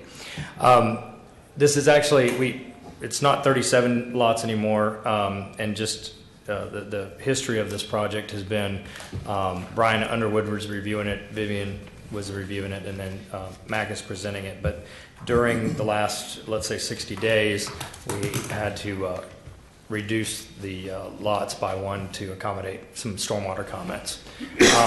The remaining comments that were presented by the environmental staff had to do with some inconsistency with the landscape plan and removing some of the landscaping that appeared to be in the wetland buffer. So we're doing that. My landscape architect was out of town. We should have that to the county tomorrow.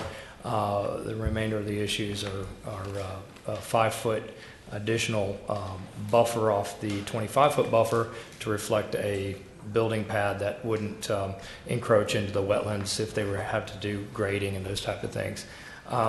We are adjacent to a mosquito control ditch. That's where we do pop off.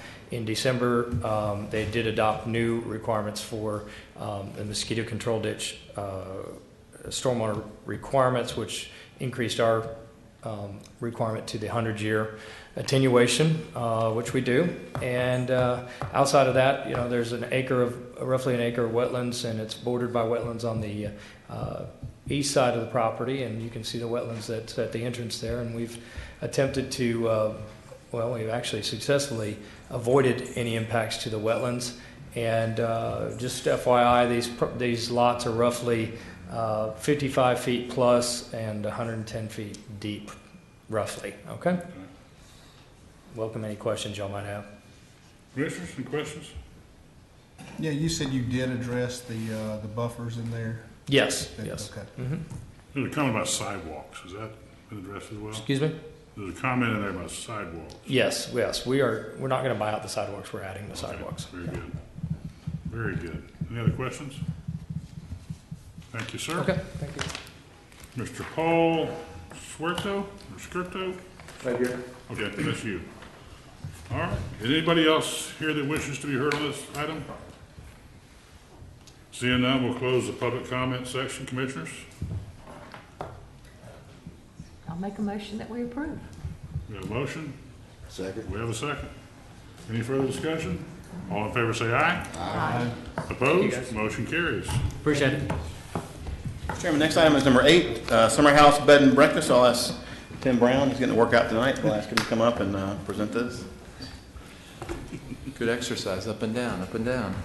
This is a major development order application submitted by Jenkins Engineering requesting the approval to develop a bed and breakfast facility containing 25 guest rooms in a 3-story house with 13,130 square feet consisting of 0.65 acres with the future land use of neighborhood infill and an Inlet Beach neighborhood plan designation of neighborhood commercial. It's located at 13161 Emerald Coast Parkway East. They do have a proportionate fair share requirement of $17,730. Unless other evidence is presented to the contrary, the project will be consistent with the Walton County Land Development Code and Comprehensive Plan. I'll entertain any questions the board may have. Tim, I would just like for you to clarify for me and for the other board members maybe the difference between a bed and breakfast and a hotel. The biggest, well, it depends on where it is. A bed and breakfast is limited lodging, and typically so is a hotel. But on Highway 98, they're limited to 125 units. On 30A, well, the 98 331 Scenic Corridor. On 38 Scenic Corridor, they're limited to 50 units. What, a hotel? Limited lodging. So either one? Either one, yes. The main difference between a hotel and a bed and breakfast is a bed and breakfast is supposed to look residential, where a hotel typically looks commercial. I mean, it doesn't look like a house or a condominium or an apartment's really commercial, not residential. But that's the biggest difference between the two.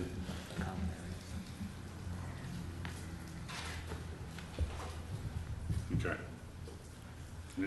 Anybody else have questions for staff on this?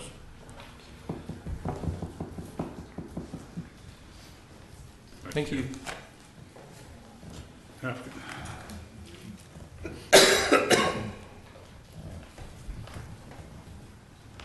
evening, I'm Scott Jenkins with Jenkins Engineering. I have been sworn in, Jenkins.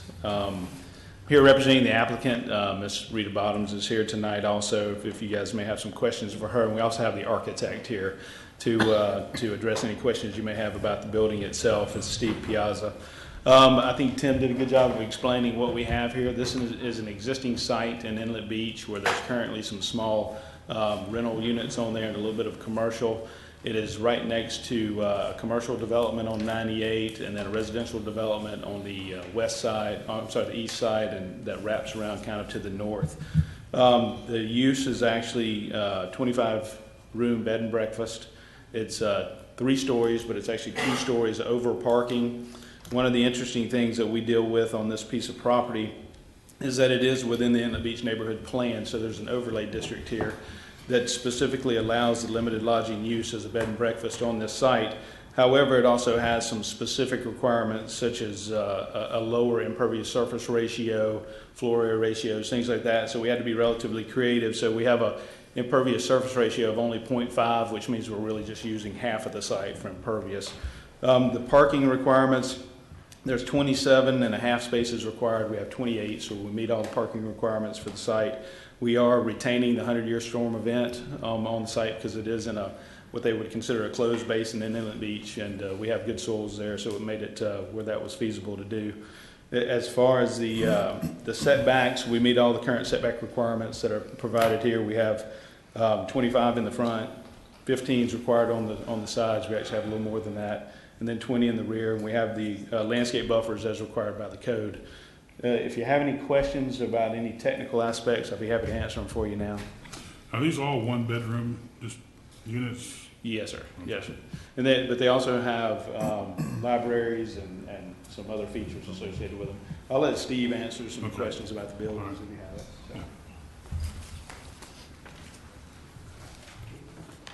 So. Good evening. I'm Steve Piazza, Piazza Architects. Have not been sworn in. Oh, sorry. Do you solemnly swear or affirm the testimony you're about to give before this board will be the truth? Yes. Thank you. Part of the criteria for this building to make it a bed and breakfast versus a hotel, that question came up, and I think Tim answered, but what we're trying to do is make it a little bit more distinctive.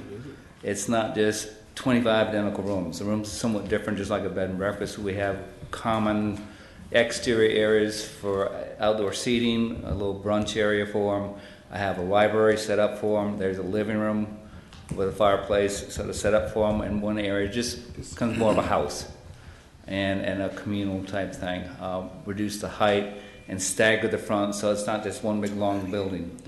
The rooms are rotated as well as being somewhat different, so you get a different appearance. It doesn't give a stacked motel look to it all.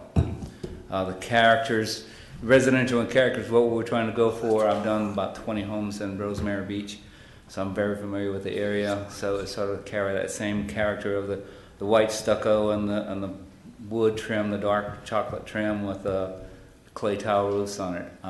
Going in with the neighborhood as well as the surrounding areas, and keeping a low scale with the 2 stories over parking. One of the things that the scenic corridor comments were, they requested that we take the metal roofs off,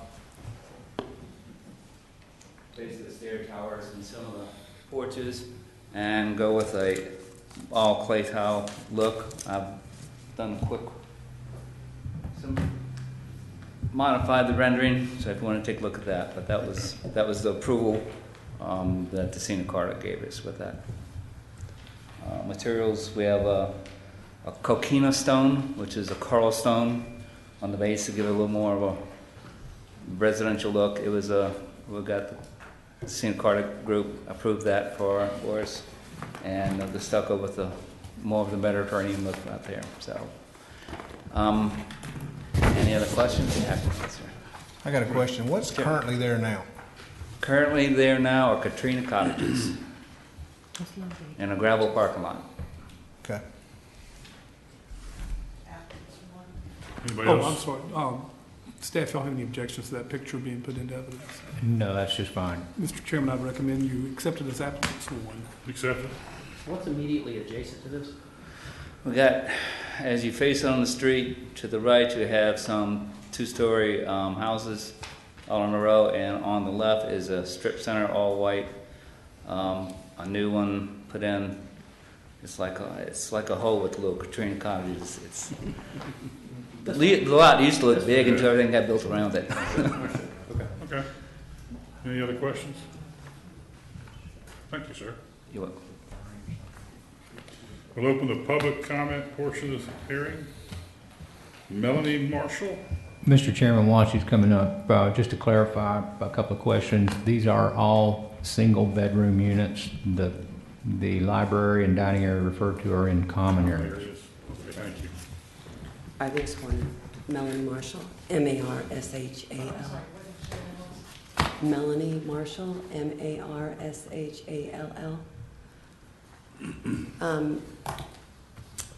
There are Katrina cottages, as he said, but they're cute little homey things. And it is a gravel driveway, but it's set up very nice, so it does look very nice. And it fits in with the environment in that area. This will not fit in with that area. It's way out of proportion for anything in that area. All the buildings that he's describing that are new there are all single level. And with this, it will be overlooking all this subdivision that has been put in with all these people that have purchased their nice new homes. This will be overlooking it. 25 guests they talk about, 13,000 square feet. That's not homey. That does not look homey. That's a hotel. That doesn't fit in with this environment. If you drive by though, you can see what that environment looks like, and it's not this look. This is a hotel. It's labeled as a bed and breakfast, but that doesn't qualify as a bed and breakfast. All buildings in the area, like I said, are single story. This is not. I had a friend that had a bed and breakfast. A bed and breakfast is usually about 12 rooms, somewhere around there, with breakfast facility. As they mentioned at the last meeting, there's not going to be any food available. So how is it a bed and breakfast? Traffic, noise, all increasingly significant in this area with that. And what is the vision for our community in this area? Thank you. You want to respond to that? Yeah, just a quick comment. What we did, there is a bed and breakfast, there is breakfast provided, but instead of putting a full kitchen, which we thought would be very offensive to the neighbors because of the smells and the fumes coming out, we went with a food prep area, keeping it low scale, low key, and it qualifies as a bed and breakfast. It does have a breakfast provided just like most places. It doesn't have a full kitchen because there again, that was the other half of the people in the neighborhood were upset about that, so that's gone. So that's what we did. Thank you. Rita Botness, I think. You wish to be heard? You want to talk? Oh, no, I just was here for questions if there were. Okay. That's all that has signed up. Is there anybody else who wishes to speak? Can I just say one more thing? Just a minute, Scott. Okay, Go sorry. one more back there. My name's Charles Shaddy, and I live in the Waterview neighborhood next to the site. Shaddy, S-C-H-A-T-T-I. And your first name? Charles. Were you sworn in? No, sir. Mr. Shaddy, would you raise your right hand? Do you solemnly swear or affirm the testimony you're about to give before this board will be the truth? I do. Thank you. Yes, sir. Okay, yes, sir. In your question about bed and breakfast and hotels, according to the Florida Department of Business and Professional Regulation, a bed and breakfast is a family home structure with no more than 15 sleeping rooms. And a hotel is a public establishment with sleeping rooms for accommodations of 25 or more people. This hotel is going to be 3 stories. That's higher than the 2-story houses next to it. The closest house is with less than 50 feet from the hotel. And the hotel is going to bring increased traffic and congestion to the area. There'll be increased noise in the neighborhood. And I believe that the safety and security lights in the parking lot and the balconies is going to bring light pollution to the neighborhood. And the existing fence that's up there will probably do little to abate any of that pollution. I believe their plan calls for a shorter fence than the existing fence that's between the properties. If this is approved, I would request that that higher fence be left in place. Okay. Thank you. Thank you, sir. Mr. Jenkins? Just a couple of things to clarify, and this is from discussions with the neighbors at the community meetings and things that we heard at the Design Review Board meeting. There was a good comment about the fence. Yes, we were more than willing to leave up the higher fence there. If we do a proposed fence, we have to meet scenic corridor requirements. But if we're allowed to leave up a higher fence, we'd be happy to. The lighting for the site is actually where it would only be underneath the building because they were concerned about light in the parking lots and things like that, so that it wouldn't bleed over from that standpoint. And again, as Steve pointed out, this has been through the DRB because it does front 98 and it is neighborhood commercial, and it's a specifically allowed use within that area. So,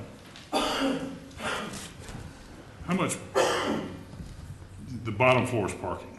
Yes, sir. How much parking outside of will there be? I'll kind of show you.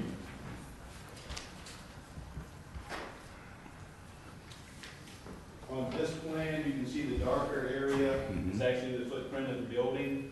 The lighter area outside is the parking. So some of it's underneath, some of it wraps around, but it all kind of lines up with the exterior of the building. And the buffer. Landscape. And the landscape buffer that are there between them.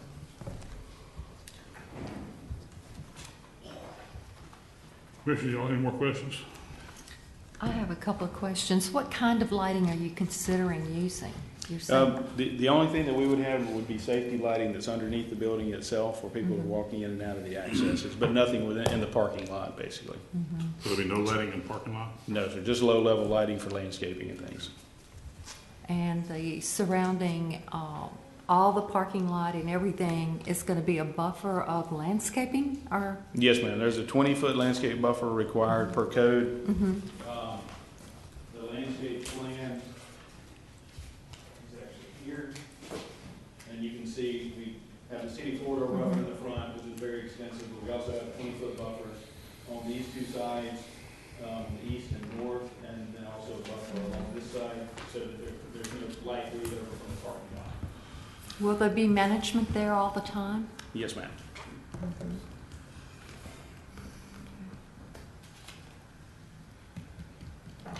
Anybody else? I got a question for staff. This is in neighborhood commercial. That's correct. And also in the Inlet Beach neighborhood plan. What all is allowed in that land use? I'm sorry, infill, but then also in neighborhood commercial in the Inlet Beach neighborhood plan. What all is allowed in that land use? Neighborhood commercial, really neighborhoods, commercial serving neighborhood uses. Tim, you have the list of all the precise uses? I don't, but it is limited in the Inlet Beach neighborhood plan. Under the regular code, well, no, it's neighborhood commercial. I was going to say that they could actually have a hotel, but I don't think you can have a hotel in neighborhood commercial. But the Inlet Beach neighborhood plans limits it to a bed and breakfast. No, they specifically state that? Yes, it's right here. Under neighborhood commercial, under the Inlet Beach neighborhood plan, limited lodging facilities shall be allowed within the neighborhood commercial. Limited lodging is a bed and breakfast type lodging facility housed within one primary structure that is residential in exterior character. But they don't limit it beyond that. No. And I think the real issue here is that last part of that is the residential character, and that's one of the things that when you talk about character, it's a little bit subjective. Staff sort of hesitates to get involved too much in determining the character of the area. I will tell you they do have a compatibility analysis, and Scott may want to talk to that.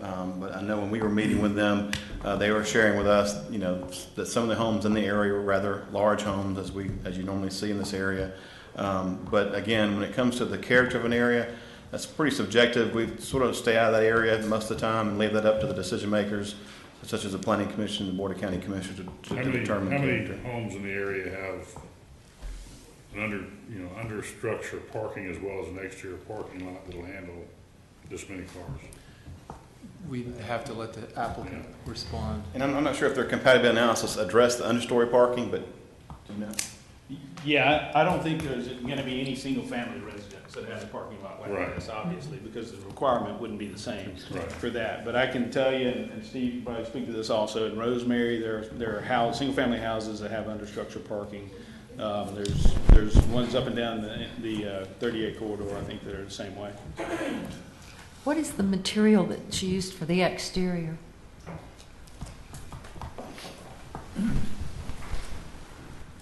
The material used is stucco and coquina stone, which is a coral stone, prevalently used in South Florida, and it was approved in the Sina Carter material list. The only stone that was approved was coquina. It's got to come in 2-inch slabs, and Mar-a-Lago's made out of it and stuff. It's a really light ivory color stone. So it goes well with the stucco. And then I think I used some siding on the upper sections to give a little relief to it, but all white, all just a common soft tone to the whole thing, but just to give a textural relief. And then the tile roof is a barrel clay tile roof that we have. We were using accent features of metal roofs, but they wanted to keep it a common. As far as more of a residential character, I guess is what the Sina Carter group decided that was what they wanted to see, so that's the direction we went. Okay, thank you. Commissioner, other questions? We'll close the public comment. Anybody want to start out? It's a bit of a stretch to call this a house.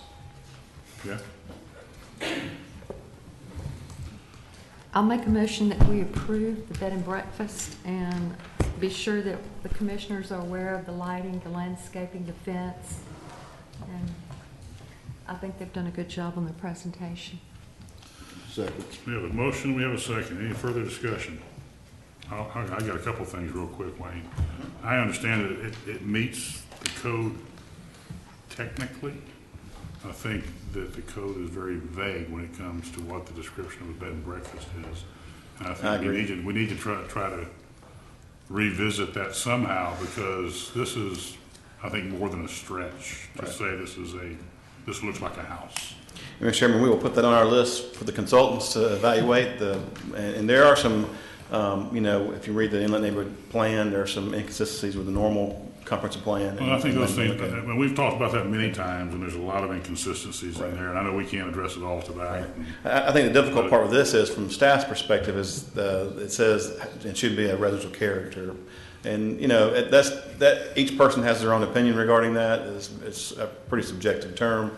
I think when you look at character, you look at scale, height, mass, things of that nature, and look at some of the surrounding properties. And that's a difficult decision to make sometimes, because each person has their own idea about what that means. And so, again, from that staff sort of stays out of that realm from that perspective and leaves the decision as far as character more up to the decision makers and the boards that the county has. I think the Board of County Commissioners have a tough decision to make. Okay, no further discussion. All in favor say aye. Aye. Aye. Opposed? Motion carries. Mr. Chairman, next item on the agenda is the Henshaw subdivision. Tim Brown to come up.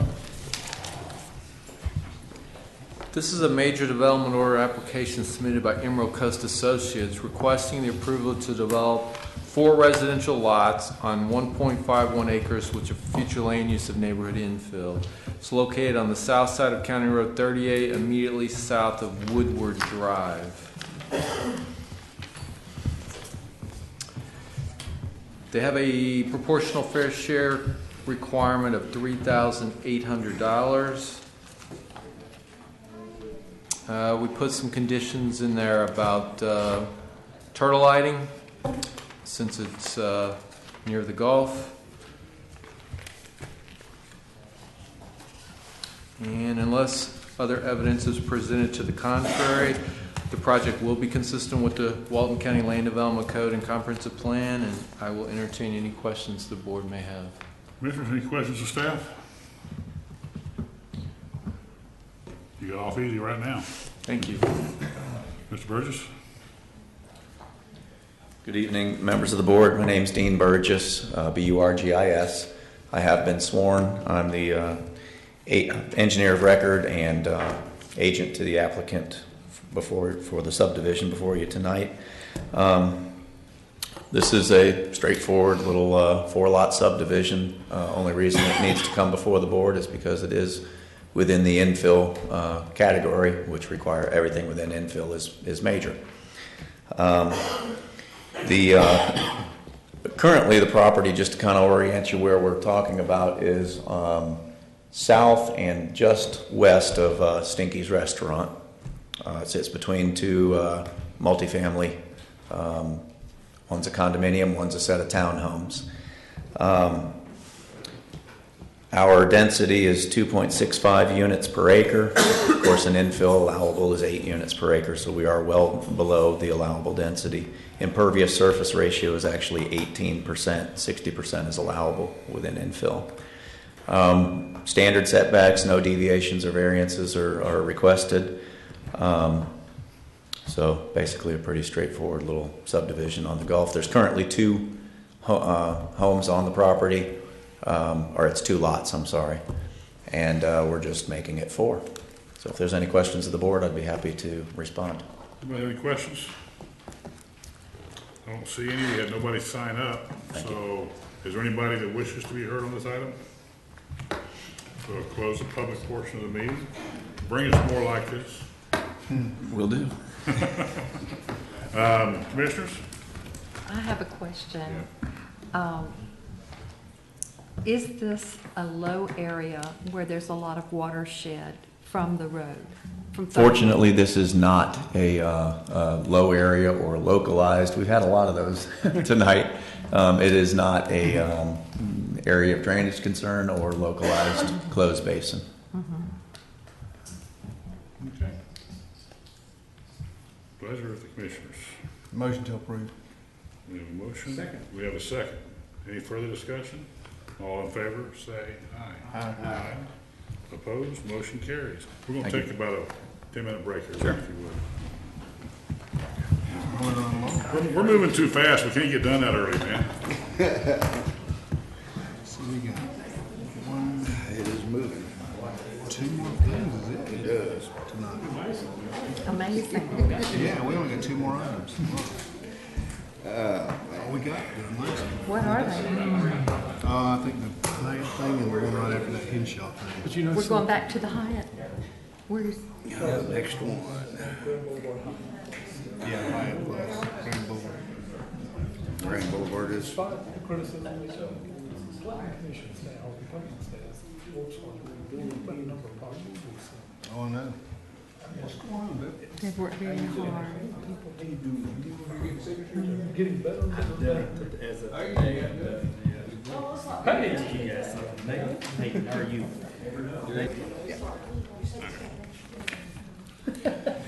On a meeting like this, that means four.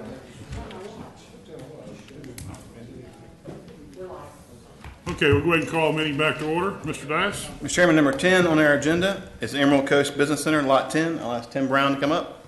He's had a light night tonight. Yes.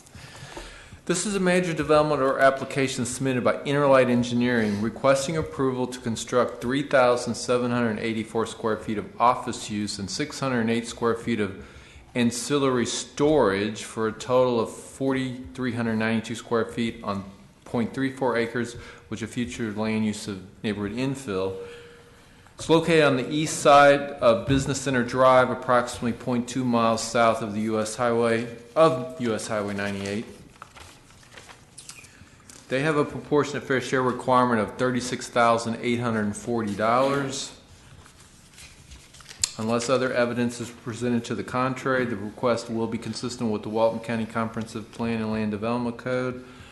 I'll entertain any questions the board may have. There's one other vacant lot in here? That's correct. Yeah, there's 2 current vacant lots in this park.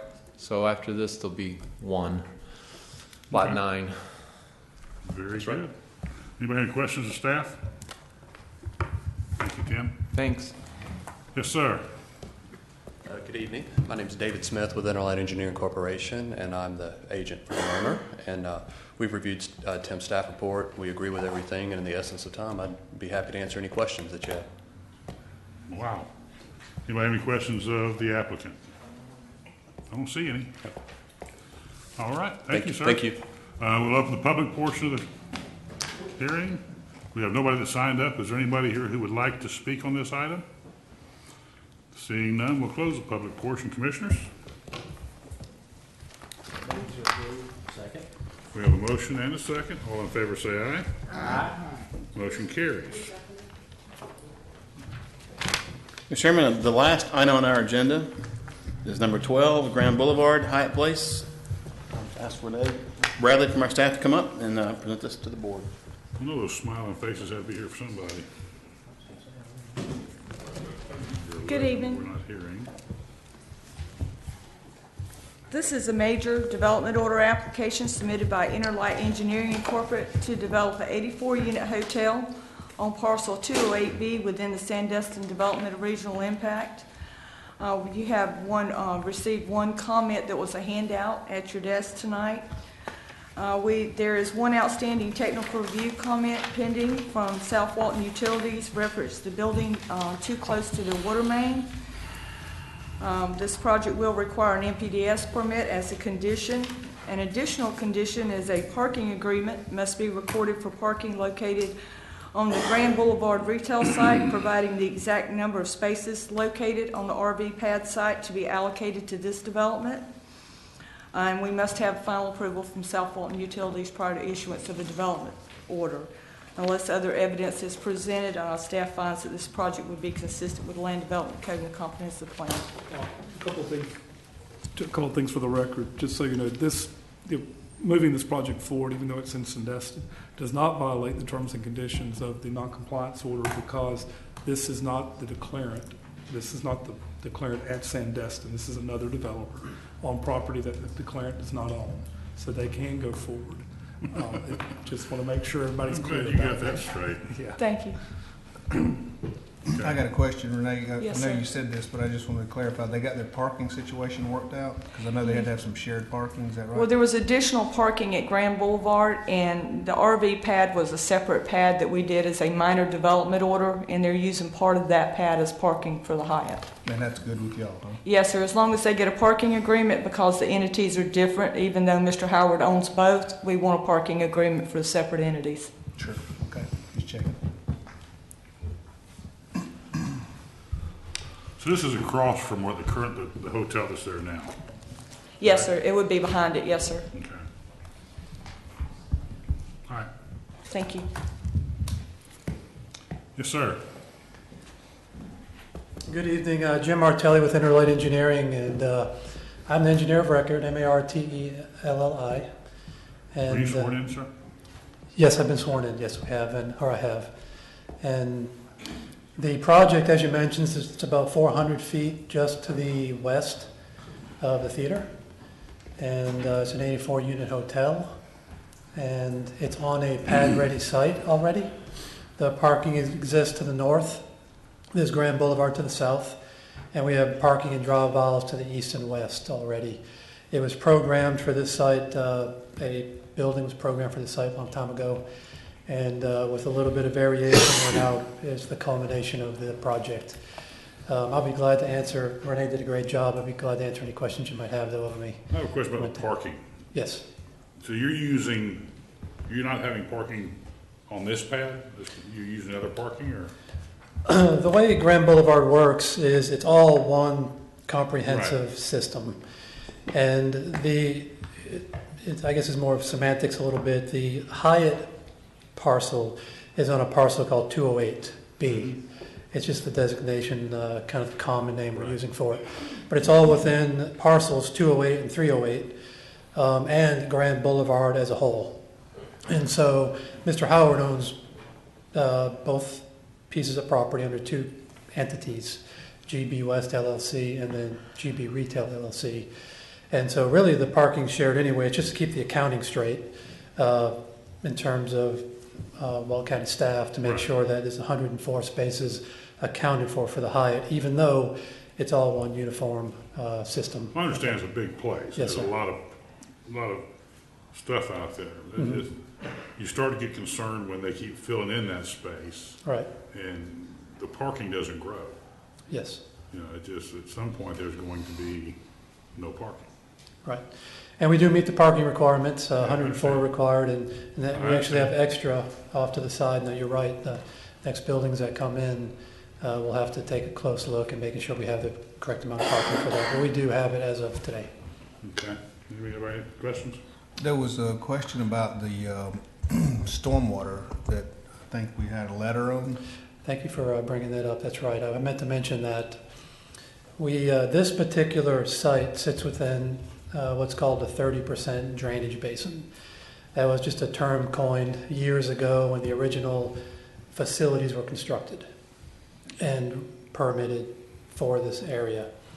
What we've discovered, what Sandestin has discovered over the years, that in their chain of lakes, Prestwick Lake in particular is just downstream of our project, and then to the west is a lake called Lake Number 2. It's a golf course lake, but there's 5 lakes in total. They're all interconnected, and it's a really large basin, and we're around 10% of that overall basin area.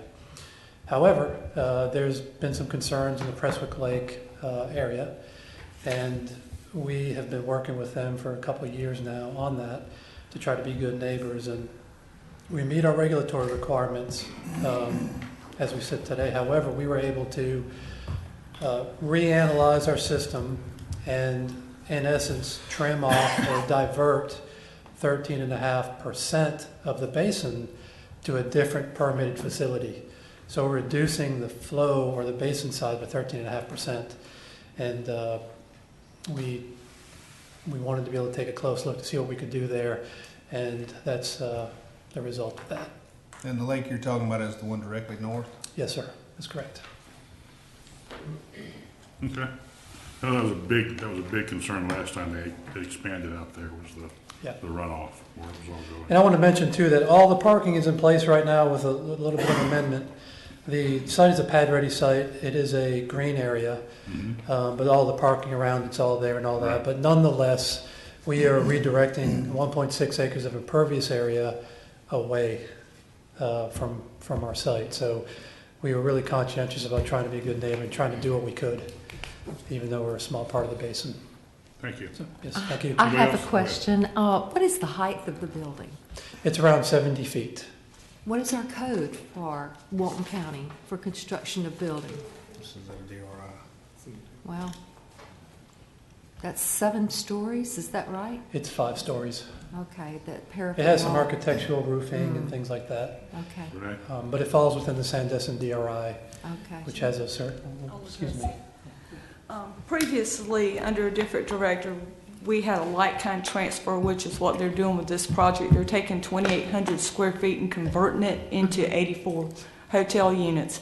As part of the previous development that we did the like-kind transfer on and converted square footage to hotel units, it was allowed to do a 14-story hotel. Based on that previous director's determination is why we're allowing over the height from this building. So it went from 14 to 7? No, the previous hotel still has a development order to be built at 14 stories. But because of the legal issue involved on the like-kind transfer, and the like-kind transfer means they didn't have to come back and amend the development order. They didn't have to amend the development order, then they were still vested for their height to go over 50 feet. Now, that was what was determined on the previous director's determination, and we carried that over here, and that's what the letter from Greg Stewart was all about in your package. Was to confirm that, we've already made this decision in the past, so we're not going back on it. Can I answer any further questions? Thank you. Any other questions? Chairman, I can just kind of clarify also that when you have a director's determination, there's an appeal period for that, and once if it's not appealed, it's binding, whether we like that or not. In this case, I don't think we have any issue with that, but once that decision is made and it's not appealed, it sort of becomes almost, I guess, like law to some degree. Okay, thank you. Okay, we'll open the public comment portion. Tom Cooper. Thank you, sir, Mr. Chairman. My name is Tom Cooper, C-O-O-P-E-R, and I have not been sworn. Mr. Cooper, you raise your right hand. Do you solemnly swear or affirm the testimony you're about to give before this board will be the truth? Yes, I do. Thank you. Mr. Chairman, I'm the association manager for Sandestin Owners Association. I'm here on behalf of the Board of Directors. The Board of Directors does not oppose the project. We have concerns over the drainage. The area north of the project is Prestwick Place, the lake that Mr. Martelli mentioned typically floods in the 6 to 8 inch rain. That's our threshold to say, yes, they did make some amendments to the stormwater on the 1 point, I think he called it the 13.5 or the 1.6 acres. However, the area that the Hyatt is going in now is currently pervious and will be replaced by impervious, which means that water is now going back into the 30% basin. All that Mr. Martelli did provide the Homeowners Association with some additional stormwater data. The board wants the time to review that with our engineers and make sure that everything's fine. So whatever you guys have to do, it's up to you, but we did want to go on record as having some concerns with the flooding. Okay. Thank you. Thank you. Anybody else wishes to be heard? Okay, seeing none, we'll close the public portion of the hearing. Commissioners? I think Mr. Cooper's questions will be answered, in time, and then the commissioners, county commissioners will be able to address that at the time. I agree. So I'd like to make a motion that we approve. Okay, we have a motion. Second. We have a second. Any other discussion? All in favor say aye. Aye. Opposed? Motion carries. I believe that concludes the agenda for tonight. We have anything from next week we can go ahead and bring up and do tonight? Unfortunately, we don't. Let's just take a codes board while we're at it. We will stand adjourned.